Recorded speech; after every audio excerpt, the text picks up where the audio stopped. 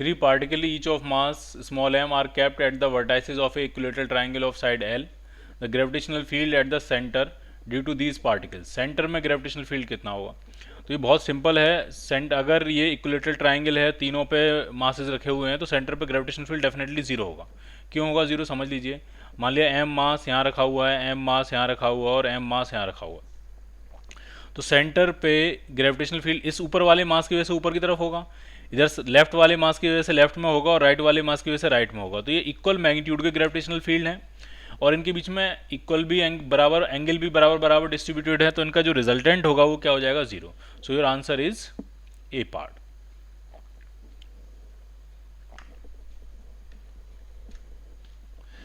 At what height the gravitational field reduces by 75%। अब जरा समझना है, ग्रेविटेशनल फील्ड 75% से रिड्यूस हो जा रहा है, तो बच कितना रहा होगा? सिर्फ 25%। 25% का मतलब 1/4, और ग्रेविटेशनल फील्ड 1/4 है, इसका मतलब डिस्टेंस सेंटर से डबल हो गई होगी। ठीक है, ग्रेविटेशनल फील्ड का फॉर्मूला होता है G=GM/r²। अब आप चाहते हो ग्रेविटेशनल फील्ड 1/4 हो जाए, तो डिस्टेंस डबल हो गई होगी। सरफेस पे सेंटर से डिस्टेंस r थी, तो अब हो गई होगी 2r, यानी जो आपकी हाइट होगी वो भी r के बराबर हो जाएगी। पहले सेंटर से डिस्टेंस होगी r, अब सेंटर से डिस्टेंस हो गई होगी 2r, तो जो हाइट है सरफेस से वो भी किसके बराबर हो गई होगी? r के बराबर। So your answer is A part. Gravitational field due to a solid sphere. Gravitational field solid sphere gravitational field के बारे में बात कर रहे हैं। ठीक, तो उसका हम डायग्राम बना लेते हैं, पता है हमको कैसा होता है ग्रेविटेशनल फील्ड सॉलिड स्फीयर का।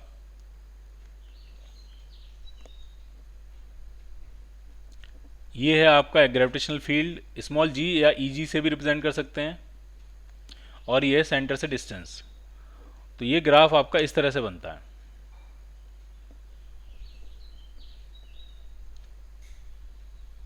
ये ग्राफ है। सरफेस पे एक्सेलरेशन ड्यू टू ग्रेविटी या ग्रेविटेशनल फील्ड मैक्सिमम होता है। इस सॉलिड स्फीयर के अंदर जो ग्रेविटेशनल फील्ड है वो लीनियरली डिक्रीज करता है, और सॉलिड स्फीयर के बाहर जो है वो 1/r² से डिक्रीज करता है। क्योंकि acceleration due to gravity solid sphere का मतलब वही है जो अर्थ का होगा, क्योंकि अर्थ भी कैसे बिहेव करेगी? सॉलिड स्फीयर की तरह ही बिहेव करेगी। तो क्या क्या आंसर बनेंगे जरा देख लेते हैं। पहला, remains constant through out the sphere, गलत है, ऐसा नहीं है। अंदर जो है वो लीनियरली इंक्रीज कर रहा है और सरफेस पे मैक्सिमम हो रहा है, और सरफेस के बाद 1/r² से डिक्रीज हो रहा है। Increases inside the sphere and decreases outside the sphere. अगर हम सरफेस के अंदर जाएं, सरफेस के अगर हम अंदर जाएं, अगर हम सरफेस से देखें तो सरफेस से हम अंदर जा रहे हैं तब भी ग्रेविटी की वजह से एक्सेलरेशन ड्यू टू ग्रेविटी या ग्रेविटेशनल फील्ड डिक्रीज कर रहा है, और सरफेस से बाहर जा रहे हैं तब भी जो है वो दोनों ही डिक्रीज कर रहे हैं, दोनों ही डिक्रीज कर रहे हैं। ठीक, increases through out it's distance from the centre. अभी हम कौन सा पढ़ रहे थे? Second, increase inside the sphere and decrease outside the sphere, गलत है ये। ठीक, अगर हम सेंटर से देखें तो ये बात सही हो जाएगी। ठीक है, अगर हम सेंटर से देखें, अगर हम इसमें कहूँ सेंटर से अगर मैं देख रहा हूँ, तो सेंटर से अगर हम स्फीयर के अंदर अंदर बढ़ रहे हैं, अंदर अंदर ही मूव कर रहे हैं, तो ये acceleration due to gravity gravitational field बढ़ रहा है, और जैसे ही हम सरफेस के बाहर आ जाएंगे वैसे ही घटना शुरू हो जाएगा। तो ये बी पार्ट आंसर आपका सही हो सकता है अगर हम सेंटर से देखें तो। लेकिन बाकी ऑप्शन भी पढ़ लेते हैं एक बार। Increases throughout the distance from the centre, गलत है। Decreases throughout the distance from the centre, ये भी गलत है। तो आंसर आपका क्या बन जाएगा? B part. ठीक, और हम कहाँ से देख रहे हैं? हम सरफेस से नहीं देख रहे हैं, हम कहाँ से देख रहे हैं? सेंटर से देख रहे हैं। अगर हम सरफेस से देखेंगे तो अंदर जाने पे भी घट रहा है, बाहर आने पे भी घट रहा है, लेकिन हम सेंटर से देखेंगे तो सेंटर से जब तक हम उसके अंदर ही अंदर मूव कर रहे हैं तब तक तो बढ़ता चला जा रहा है, और सरफेस पे मैक्सिमम हो गया है, और सरफेस के बाद फिर घटना शुरू हो गया। तो इसमें जो बेस्ट आंसर है वो कौन सा आंसर बनेगा आपका? B part. A mass small m is placed inside a hollow sphere of mass capital M as shown in a figure। ये जो hollow sphere है इसका मास कैपिटल M है, और ये जो पॉइंट मास है ये स्मॉल m है। ठीक, the gravitational force on mass small m पे ग्रेविटेशनल फोर्स कैपिटल M कितना लगाएगा? तो किसी भी हॉलो स्फेरिकल शेल के अंदर उसकी वजह से एक्सेलरेशन ड्यू टू ग्रेविटी या ग्रेविटेशनल फील्ड हम निकालें तो वो जीरो आता है। तो इसके अंदर अगर ग्रेविटेशनल फील्ड जीरो है तो इस स्मॉल m पे कोई फोर्स नहीं लगेगा। So your answer is D part. ये uniform solid sphere of mass m and radius r is surrounded symmetrically by a uniform thin spherical shell of radius 2r and mass m। Diagram देखते हैं। एक solid sphere को एक hollow sphere से surround किया हमने। Diagram missing है, बना लेते हैं। तो एक सॉलिड स्फीयर है, ये सॉलिड स्फीयर है, इसका मास m है और रेडियस इसकी r है, और इसको हमने सराउंड किया है एक शेल से। ठीक, शेल का मास कितना है? तो जो शेल है उसका भी मास m है, लेकिन शायद उसकी रेडियस जो है वो कितनी है, वो 2r है। ठीक है, तो इस तरह की सिचुएशन है, एक सॉलिड स्फीयर है, इसका मास m, रेडियस r है, और एक हॉलो स्फीयर है, उसका भी मास m है, लेकिन रेडियस उसकी कितनी है, 2r है। अब ग्रेविटेशनल फील्ड हमें कुछ कुछ पॉइंट्स पे निकालना है। ठीक, जैसे अगर मैं कहूँ यहाँ पे ग्रेविटेशनल फील्ड कितनी डिस्टेंस पे, जैसे पहला क्वेश्चन में कह रहे हैं, पहले ऑप्शन में कह रहे हैं gravitational field at a distance 1.5 R from the centre. 1.5 R का मतलब हुआ आप सेंटर से यहाँ पे हो, 1.5 आर ये डिस्टेंस होगी। अब इस पॉइंट पे जो ग्रेविटेशनल फील्ड होगा वो सिर्फ और सिर्फ सॉलिड स्फीयर की वजह से होगा, क्योंकि हॉलो स्फीयर के तो हम अंदर हैं, और स्फेरिकल शेल के जब आप अंदर जाते हो तो शेल की वजह से ग्रेविटेशनल फील्ड जीरो होता है। तो इस पॉइंट पर सिर्फ और सिर्फ किसका होगा, सॉलिड स्फीयर का। कितना होगा, तो हम लिख देते हैं डायरेक्ट फॉर्मूला, gm/r²। gm/r कितना, 1.5। 1.5 मतलब 3/2r का स्क्वायर, तो ये आपका आ जाएगा 4/9 gm/r²। क्या ऐसा आंसर दिया है? नहीं दिया, ये गलत हो गया। बी पार्ट में देखते हैं, the gravitational field at a distance 2.5 R from the centre. 2.5 R, तो 2.5 आर जो पॉइंट होगा वो यहाँ बाहर आ जाएगा, ये 2.5 आर डिस्टेंस है। अब इस पॉइंट पे जो ग्रेविटेशनल फील्ड होगा वो दोनों की वजह से होगा। ये सॉलिड स्फीयर तो ऐसे बिहेव करेगा जैसे अपने सेंटर पे कंसंट्रेट है, उसके साथ ये हॉलो स्फेरिकल शेल भी ऐसे बिहेव करेगी जैसे ये भी अपने सेंटर पे कंसंट्रेट है। तो इसकी वजह से जो ग्रेविटेशनल फील्ड आपका आएगा वो आ जाएगा g। टोटल मास सेंटर पे कितना कंसंट्रेट है, 2m, और डिस्टेंस है 2.5 आर का मतलब 5/2r, और ये इसका स्क्वायर, तो ये आपका आएगा 8/25 टाइम्स gm/r², और ये आपका आंसर मैच कर गया। तो आपका आंसर जो बनेगा वो क्या बनेगा, बी पार्ट। ठीक, बाकी और ऑप्शन भी पढ़ लेते हैं। The gravitational field at the distance 1.5 R from the centre. Centre से 1.5 आर डिस्टेंस पे क्या है, ग्रेविटेशनल फील्ड जीरो होगा? नहीं, जीरो नहीं है, सॉलिड स्फीयर का तो है ही वहाँ पे। डी पार्ट में कह रहे हैं the gravitational field between the sphere and the spherical shell is uniform. Uniform होगा? नहीं, वो आर का फंक्शन है। ठीक, किसका फंक्शन आएगा, आर का फंक्शन, डिस्टेंस पे डिपेंड करेगा। 1.5 आर डिस्टेंस थी तो ये आंसर आया, 1.6 आर डिस्टेंस होगी तो कुछ और आंसर आ जाएगा, 1.7 आर डिस्टेंस होगी तो कुछ और आंसर आ जाएगा। तो अब परफेक्ट आंसर इसमें कौन सा है, B part. Which one of the following graphs represent correctly the variation of gravitational field E with the distance r from the center of spherical shell? Shell के बारे में बात कर रहे हैं। तो शेल का बहुत ही सिंपल है, शेल के अगर आप इनसाइड हो तो इनसाइड जो ग्रेविटेशनल फील्ड होगा वो जीरो होगा, यानी यहाँ पे जीरो, यहाँ पे जीरो, यहाँ हर पॉइंट तक जीरो है। सरफेस पे एकदम से राइज करेगा और सरफेस पे हो जाएगा gm/r², और उसके बाद सरफेस से जैसे जैसे दूर जाते जाओगे तो वैसे वैसे gm/r² हो जाएगा, डिस्टेंस के साथ 1/r² के साथ वो डिक्रीज होता चला जाएगा। तो इसमें आंसर आपका बनेगा डी पार्ट। सरफेस तक तो जीरो है, देखिए सरफेस तक यहाँ पे कोई लाइन नहीं है, जीरो है। उसके बाद सरफेस पे एकदम से जंप कर गया gm/R², और उसके बाद फिर ये डिक्रीज होता जा रहा है 1/r² के फॉर्मेट में। सो your answer is D part. ये आंसर किसका बनता है, तो ये बनता है सॉलिड स्फीयर का, ये बनता है आपका सॉलिड स्फीयर का। Consider the 3 concentric shells of mass m1, m2 and m3 having radii a, b and c respectively।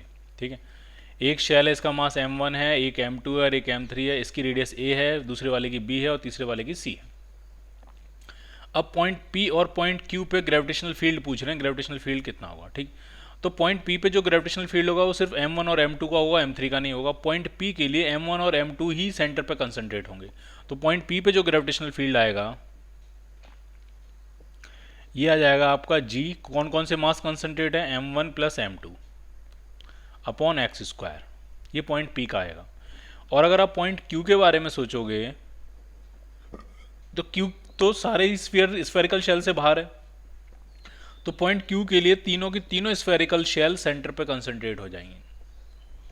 तो q पे जो ग्रेविटेशनल फील्ड आएगा आपका वो आपका आ जाएगा g, तीनों ही मासेज वहाँ पे ऐड हो जाएंगे, m1 plus m2 plus m3 upon y का square.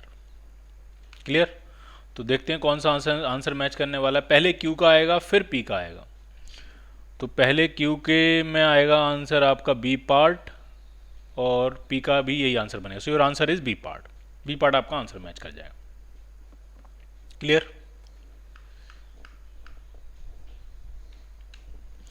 Two particles of mass small m and capital M are placed at a distance d apart। ठीक है, दो पार्टिकल्स हैं, एक का मास स्मॉल m, एक का कैपिटल M। बना लेते हैं। एक तो है ये स्मॉल m और एक है ये कैपिटल M। डिस्टेंस इनके बीच में कितनी दी हुई है? तो ये डिस्टेंस दी हुई है आपको d। अब पूछ रहे हैं gravitational potential at the position where gravitational field due to them is zero. पैर कह रहे हैं वो पॉइंट बताओ जहां पे ग्रेविटेशनल फील्ड जीरो हो और उस पॉइंट पे ग्रेविटेशनल पोटेंशियल कितना होगा, ये आपसे पूछा गया। तो इसको ढंग से करेंगे। मैंने मान लिया कि वो पॉइंट यहां से x डिस्टेंस पे है जहां पे ग्रेविटेशनल फील्ड जीरो है। तो ये डिस्टेंस कितनी बनेगी? d minus X. तो पहले तो हम x फाइंड करेंगे। ठीक है, इस पॉइंट पे ग्रेविटेशनल फील्ड जो है वो जीरो है, तो x निकालेंगे और फिर वहां पे ग्रेविटेशनल पोटेंशियल कितना होगा ये हम फाइंड करेंगे। ठीक है, तो फील्ड का फॉर्मूला बनेगा G M by X square, G small M by X square. ये ग्रेविटेशनल फील्ड होगा इस डायरेक्शन में, ये इस डायरेक्शन में ग्रेविटेशनल फील्ड होगा। और कैपिटल एम की वजह से इस डायरेक्शन में हो जाएगा, तो वो हो जाएगा G capital M upon D minus X का स्क्वायर। और दोनों अपोजिट तो दिख रहे हैं, बस बराबर और हो जाए तो नेट ग्रेविटेशनल फील्ड जीरो हो जाएगा। तो जी एम से जी एम कैंसिल आउट हो गया। तो अगर हम अंडर रूट लें तो ये आपका आ जाएगा, सॉरी जी एम से जी एम कैंसिल आउट नहीं होगा, ये स्मॉल एम है, सिर्फ जी से जी कैंसिल आउट होगा। तो अगर मैं इसको पलट के लिख लूँ या अंडर रूट ले लूँ, तो under root small M upon X is equal to under root capital M upon D minus X. D minus X को इधर ले आते हैं, तो D minus X upon X is equal to आ रहा है under root of small M under root of capital M upon under root of small M. ठीक, कैलकुलेशन थोड़ी बड़ी जाने वाली है, कोई दिक्कत नहीं। अब हम क्या करेंगे, x से डिवाइड कर लेते हैं, तो ये आ जाएगा d upon X minus one. One को इधर ले जाते हैं, तो ये आ जाएगा under root of capital M upon under root of small M. अगर एलसीएम ले लें तो plus under root of small M और ऊपर आ जाएगा। तो ये आपका बनेगा, वन को उधर ले जाके मैंने एलसीएम ले लिया। तो यहाँ से जो x आने वाला है वो आने वाला है d टाइम्स अंडर रूट, यहाँ से जो x आने वाला है, x d नहीं x जो आने वाला है वो आने वाला है d times under root of small M upon under root of small M plus under root of capital M. तो ये आएगी x की डिस्टेंस। ठीक, अब हमें क्या निकालना है, हमें उस पॉइंट पे पोटेंशियल निकालना है। तो उस पॉइंट का जो पोटेंशियल का फॉर्मूला बनेगा वो बनेगा g small M by X plus g capital M by D minus X. Clear? सारी वैल्यू डालेंगे अब हम। g स्मॉल एम, x जो है थोड़ा यहाँ नहीं लिखते हैं, थोड़ा जगह बना के लिखते हैं। ठीक है, यहाँ लिखेंगे। ठीक, तो g small M by small x जो था वो था आपका d times under root of small M upon under root of small M plus under root of capital M. तो ये मैंने x की वैल्यू डाली plus g capital M upon D minus X. तो जब आप डी माइनस एक्स करोगे और x की वैल्यू डालोगे और सेटल करोगे उसको, तो ये आपका आ जाएगा d times capital M upon under root of small M plus under root of capital M. D minus X आप अलग से निकाल लेना सेटल करके, तो ये वैल्यू आ जाएगी। अब इसमें से कॉमन क्या क्या आने वाला है, तो g अपॉन डी कॉमन आ जाएगा, ऊपर under root of small M plus under root of capital M common आ जाएगा, ये सारी चीज़ें कॉमन आ जाएंगी। तो पहले ब्रैकेट में क्या बचेगा, तो ये small M upon under root of small M, तो ये under root of small M बच गया, प्लस दूसरे ब्रैकेट में क्या बचेगा, under root of capital M बच जाएगा, तो ये बच गया। तो ये आपका आंसर आ गया g upon D times under root of small M plus under root of capital M का होल स्क्वायर। जरूरत पड़ेगी तो इसका स्क्वायर खोल भी सकते हैं। ठीक, तो देखते हैं जरा क्या आंसर बनने वाला है आपका। सो your answer is D part. ठीक है, ग्रेविटेशनल पोटेंशियल नेगेटिव ही होता है, तो ये सारे माइनस हैं। ठीक है, यहाँ मैंने गड़बड़ कर दी है, यहाँ पे ग्रेविटेशनल पोटेंशियल नेगेटिव होता है तो हर किसी के आगे आपको क्या लगाना पड़ेगा, एक माइनस। ग्रेविटेशनल पोटेंशियल कैसा होता है, नेगेटिव। इलेक्ट्रिक पोटेंशियल की तरह नहीं है, इलेक्ट्रिक पोटेंशियल पॉजिटिव नेगेटिव दोनों तरह का होता है, लेकिन ग्रेविटेशनल पोटेंशियल कैसा होता है, नेगेटिव। तो ये माइनस मिस हो गया, तो ये माइनस आप यहाँ पे लगा दीजिए। सो योर आंसर इज, कौन सा आंसर मैच करेगा, आंसर मैच करेगा डी पार्ट। ठीक, आप चाहो तो इस रिजल्ट को आप याद भी कर सकते हो, ढंग से समझ लीजिए। अगर दो मासेज हैं, एक m1 है एक m2 है, तो उस पॉइंट का पोटेंशियल पूछ रहे हैं जहाँ पे फील्ड जीरो होगा, तो उस पॉइंट का जो पोटेंशियल होता है वो होता है minus G by D, D है उनके बीच की distance, into under root of पहला mass plus under root of दूसरे मास का स्क्वायर। तो आप चाहो तो ये एज ए फॉर्मूला भी याद कर सकते हो, क्योंकि अगर वो एग्जाम में आएगा तो इतनी लंबी कैलकुलेशन तो हम कर नहीं पाएंगे। और एक स्टैंडर्ड जैसी बात है कि दो मासेस दिए हैं, उनके पॉइंट, एक स्पेशल पॉइंट होगा जहाँ पे electric field sorry gravitational field zero होगा, तो उस पॉइंट का पोटेंशियल कितना होगा, तो आप चाहो तो डायरेक्ट उसको याद कर लो, minus G upon D times under root m1 plus under root m2 का whole square. Clear?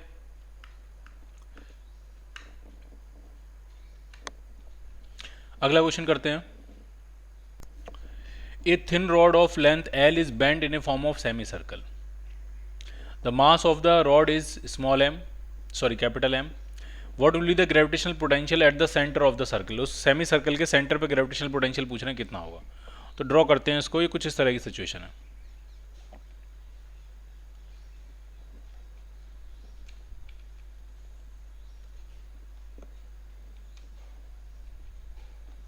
Semi circle है तो आधा गायब कर देते हैं इसमें से, ठीक, इस तरह की सिचुएशन है। इसका मास कितना दिया है, कैपिटल एम है और लेंथ इसकी एल थी, तो लेंथ से हम रेडियस फाइंड कर सकते हैं कि रेडियस कितनी रही होगी, कितनी रही होगी। तो ये जो पाई आर सर्कमफ्रेंस होगी, आधी सर्कमफ्रेंस, वही तो लेंथ एल के बराबर होगी, तो रेडियस आपकी आ जाएगी L upon pi.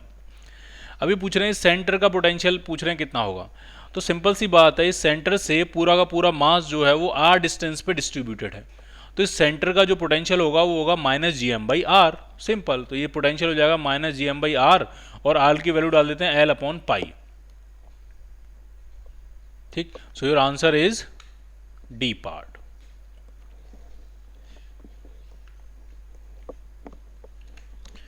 A particle is kept on the surface of a uniform sphere of mass 100 kg and radius 10 centimeter.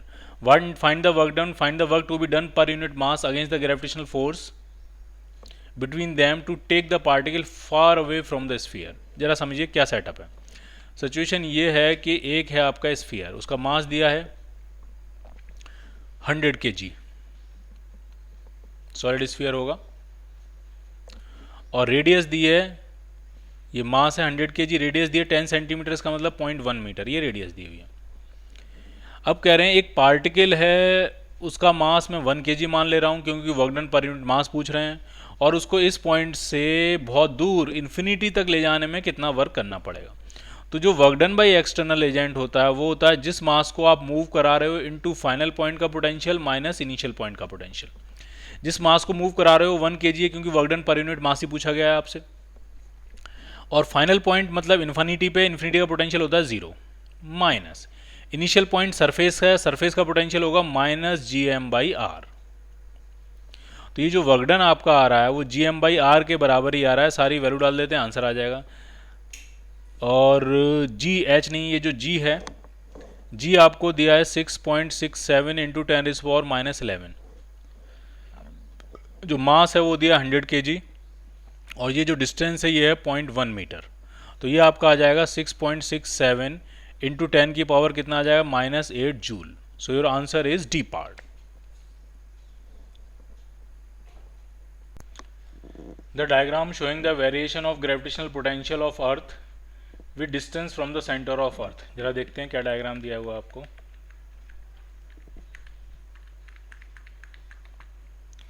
ये चार हैं, इसमें ये पूछ रहे हैं अर्थ का जो ग्रेविटेशनल पोटेंशियल है वो सेंटर के साथ, डिस्टेंस के साथ कैसे वेरी करेगा। तो इसका आंसर बनेगा आपका सी पार्ट, ठीक। इनसाइड का और आउटसाइड के फॉर्मूले अलग अलग होते हैं। आउटसाइड का जो फॉर्मूला होता है वो होता है minus G M by R, ठीक। तो इसका ग्राफ इस तरह से जाएगा, ये आउटसाइड का ग्राफ बनेगा ये, ठीक। अब इनसाइड का जो फॉर्मूला होता है वो होता है minus G M by R cube times R square by 2 minus 3/2 times R square. उल्टा लिख दिया मैंने, 3/2 times R square minus R square by 2, ठीक। जब हम आर की वैल्यू कैपिटल आर डालेंगे तो इसका सरफेस वाला आंसर मिल जाएगा। तो ये होता है पोटेंशियल इनसाइड और ये होता है पोटेंशियल आउटसाइड। ठीक, तो ये तो है, इसके साथ आर के साथ रेक्टेंगुलर हाइपरबोला बनेगा तो इसकी शेप तो इस तरह से जाने वाली है ये। ठीक, और ये जो ग्राफ है ये जो ग्राफ है, तो अगर आप इसको पूरा एक्सपेंड करोगे तो v जो है वो आर स्क्वायर के साथ फंक्शन आएगा, लेकिन पॉजिटिव फंक्शन आएगा, तो ये पैराबोला ओपनिंग अपवर्ड का पार्ट बनेगा। तो ये हिस्सा जो है वो पैराबोला ओपनिंग अपवर्ड है और ये इसके आगे का हिस्सा जो है वो रेक्टेंगुलर हाइपरबोला है। अगर मैं इनसाइड को थोड़ा एक्सपेंड करूँ, माइनस को अंदर ले जाऊँ, तो ये आपका, अगर मैं इसको इससे मल्टीप्लाई करूँ तो ये टर्म पॉजिटिव आ जाएगा। तो ये आ जाएगा gm/2r³ into R square minus 3/2 times gm/r। तो ये तो एक कांस्टेंट टर्म है, v और r के साथ ये वेरिएशन है, तो ये आर स्क्वायर है, तो ये बनेगा शेप पैराबोला ओपनिंग अपवर्ड। तो आपको ये भी क्लियर होना चाहिए, यहाँ से यहाँ तक ये जो शेप है ये पैराबोला ओपनिंग अपवर्ड है और यहाँ से आगे का जो शेप है वो रेक्टेंगुलर हाइपरबोला है। So your answer is C part.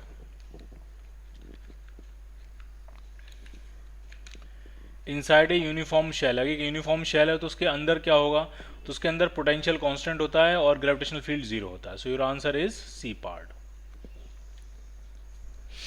If V is the gravitational potential on the surface of Earth, then what is its value at the center of Earth? तो सेंटर पे जो potential होता है वो surface का 1.5 गुना होता है, 3/2 टाइम्स होता है। सरफेस पे जो पोटेंशियल होता है वो होता है -gm/r और सेंटर पे जो पोटेंशियल होता है वो होता है -3/2 टाइम्स gm/r। तो सेंटर का जो पोटेंशियल होता है वो सरफेस का 1.5 गुना होता है। So your answer is C part.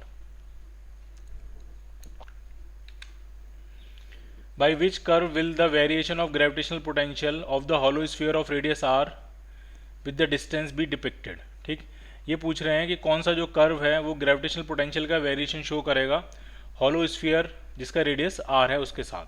ठीक, तो हॉलो स्फीयर के अंदर जो पोटेंशियल होता है वो कांस्टेंट होता है, वो वही होता है जो सरफेस का पोटेंशियल होता है। सरफेस का पोटेंशियल होता है -gm/r, तो हॉलो स्फीयर के अंदर किसी भी पॉइंट का पोटेंशियल यही होगा -gm/r। क्लियर? और फिर जब आप सरफेस के बाहर आओगे तब बाहर किसी भी पॉइंट का पोटेंशियल हो जाएगा तो -gm/r, तो वो ये पोटेंशियल होगा। सो आपका आंसर जो बनेगा वो आंसर बनेगा सी पार्ट। सरफेस के अंदर ये जो वैल्यू है ये है -gm/r, सरफेस और सरफेस के अंदर, और उसके बाद सरफेस के बाहर जो वैल्यू है वो फिर r का फंक्शन है, स्मॉल r का फंक्शन है। जैसे जैसे दूर बढ़ते जाओगे वैसे वैसे नेगेटिव में वैल्यू कम होती चली जाएगी। So your answer is C part. Magnitude कम होता जाएगा, वैल्यू नेगेटिव रहेगी। For a uniform ring of mass m and radius r at its centre. ठीक, एक रिंग है, इसका मास m है, रेडियस इसकी r है, सेंटर के बारे में पूछ रहे हैं। तो सेंटर पे फील्ड तो 0 होगा, ग्रेविटेशनल फील्ड क्या होगा 0, लेकिन पोटेंशियल कितना होगा, तो पोटेंशियल होगा -gm/r। क्यों? क्योंकि ये पूरा का पूरा जो मास डिस्ट्रीब्यूशन है वो सेंटर से फिक्स डिस्टेंस पे r, तो पूरे मास की वजह से सेंटर का पोटेंशियल होगा -gm/r। तो फील्ड होगा 0, पोटेंशियल होगा -gm/r। So your answer is C part.